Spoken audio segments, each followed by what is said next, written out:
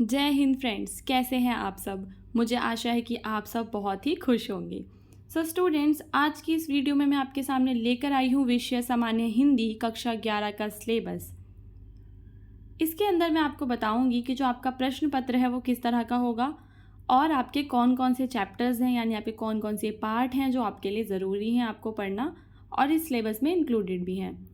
सबसे पहले हम देखते हैं कि हमें यहाँ पे क्या दिया गया है कि इस विषय में 100 अंकों का एक प्रश्न पत्र 3 घंटों का होगा, यानी कि जो आपका पेपर है वो 100 मार्क्स का आएगा, ठीक है, एंड 3 आवर्स का होगा। संपूर्ण प्रश्न पत्र 2 खंडों में विभाजित है। पहला जो खंड क है उसके अंदर आपके जो क्वेश्चंस रहेंगे वो गद्य, पद्य, खंड, काव्य, नाटक और कहानी से लिए गए होंगे। देन जो आपका खंड ख होगा उसके अंदर आपकी संस्कृत भी रहेगी, गद्य, पद्य, निबंध, ये सारी की सारी चीज़ें संस्कृत में इंक्लूडेड होंगी। इसके अलावा हिंदी व्याकरण और पत्र लेखन भी आएगा। इस तरह से आपका बनेगा टोटल 100 मार्क्स का पेपर। ओके, सो नाउ अब हम चलते हैं खंड क की ओर कि खंड क में हमारा क्या क्या इंक्लूडेड है। जैसा कि स्टूडेंट्स आप सभी जानते हैं कि जो खंड क है वो हमारा रहेगा 50 मार्क्स का, हिंदी गद्य का विकास।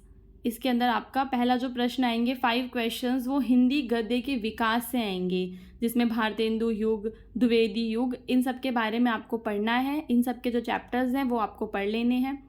काव्य साहित्य का विकास, पद्य साहित्य का उद्भव एवं विकास, काल विभाजन, आदिकाल, भक्ति काल, रीति काल, ये सारे के सारे जो काल हैं इनके जो प्रमुख कवि हैं, ठीक है, और उनकी जो रचनाएं हैं वो आपको पढ़ लेनी है। देन पाठ्यक्रम में निर्धारित गद्यांशों पर आधारित 5 प्रश्न, कोई ना कोई चैप्टर में से गद्यांश आएगा, यानी कि एक पैराग्राफ आएगा जिसमें से आपको 5 क्वेश्चंस दिए जाएंगे। उसके बाद सेम टू सेम पद्यांश पे आधारित 5 प्रश्न रहेंगे। ओके, देन पाठ्यक्रम में निर्धारित लेखकों का साहित्य परिचय एवं कृतियाँ, चैप्टर के अंदर जो भी आपके लेखक हैं, ठीक है, उनका साहित्यिक परिचय और उनकी कृतियाँ ये आपको पता होनी चाहिए। और पाठ्यक्रम में निर्धारित कवियों का साहित्यिक परिचय शब्द सीमा 80, ये दोनों सेम ही है, ठीक है। तो ये आपको पता होना चाहिए कि लेखकों का साहित्य परिचय लिखना है उसके अंदर आपको। तो जो भी चैप्टर्स होंगे उनके जो लेखक होंगे उनका साहित्यिक परिचय आपको पढ़ लेना है, अच्छे से याद कर लेना है, ताकि आप 80 वर्ड्स का लिख सकें उसको और 5 मार्क्स उसमें प्राप्त कर सकें। नाउ पाठ्यक्रम में निर्धारित कहानियों का सारांश एवं उद्देश्य पर आधारित प्रश्न एक आएगा आपका, ठीक है। 1 क्वेश्चन रहेगा 5 मार्क्स का। उसके अलावा 1 क्वेश्चन आपका रहेगा नाटक की कथा वस्तु से, ठीक है। इस तरह से ये टोटल आपका 50 मार्क्स का सेक्शन ए यानी खंड क बन जाएगा। अब हम चलते हैं खंड ख की ओर। खंड ख के अंदर हमारा क्या क्या गिवन है। सो बच्चों, जो हमारा खंड ख है इसमें सबसे पहले संस्कृत गद्य का संदर्भ सहित हिंदी में अनुवाद करना है। इसमें आपके 2 क्वेश्चंस रहेंगे जिसमें आपको क्या करना है, संस्कृत का हिंदी में अनुवाद करना है।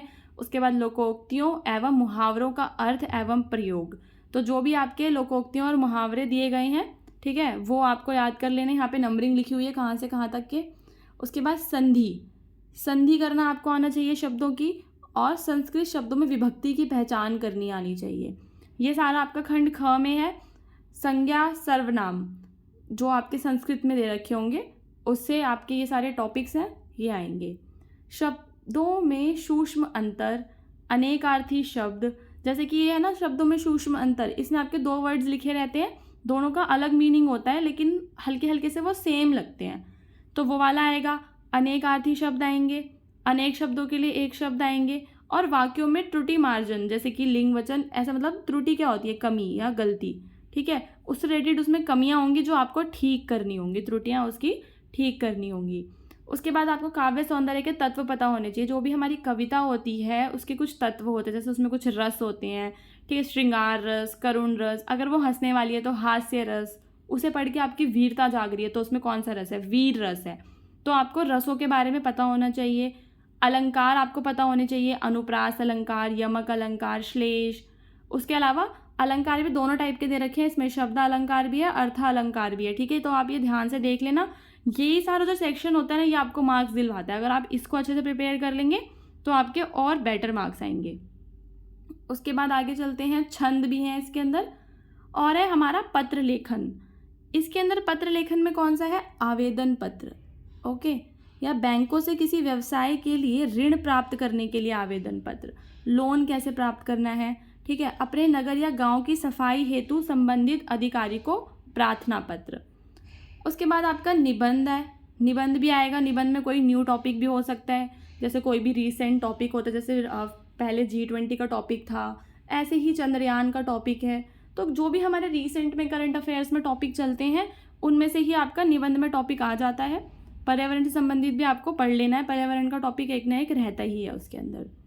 उसके बाद हम चलेंगे आगे, पाठ्यवस्तु खंड क के अंदर आपके कौन कौन से चैप्टर्स हैं, ठीक है। सामान्य हिंदी में जैसे कि यहाँ पर आपके कुछ लेखकों के नाम और आपको पाठ के नाम दिए गए हैं, इनका आप स्क्रीनशॉट ले लो ताकि आपको पढ़ने में आगे आसानी होगी। जैसे कि भारतेंदु हरीशचंद्र का भारत वर्षोन्नति कैसे हो सकती है, ये उनका है, ठीक है। सरदार पूरन सिंह का आचरण की सभ्यता, और ये महावीर प्रसाद द्विवेदी का चैप्टर है।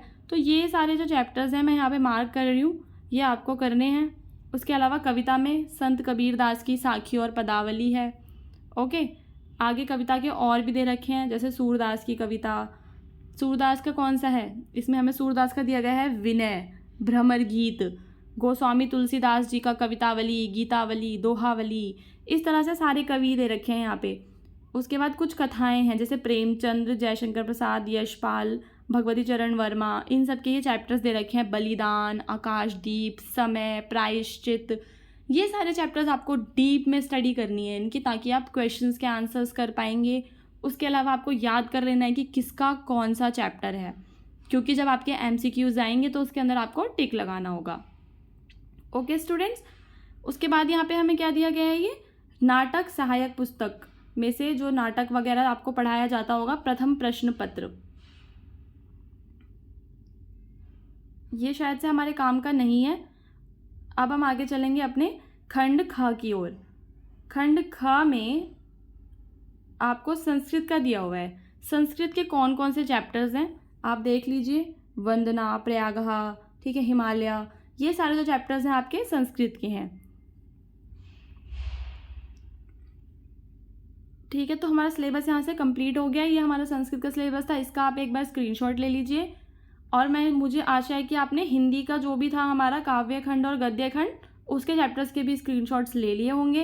यहीं पे हमारा हिंदी का सिलेबस कंप्लीट होता है। और अब हम मिलेंगे अपने अगले वीडियो में, जब तक के लिए जय हिंद।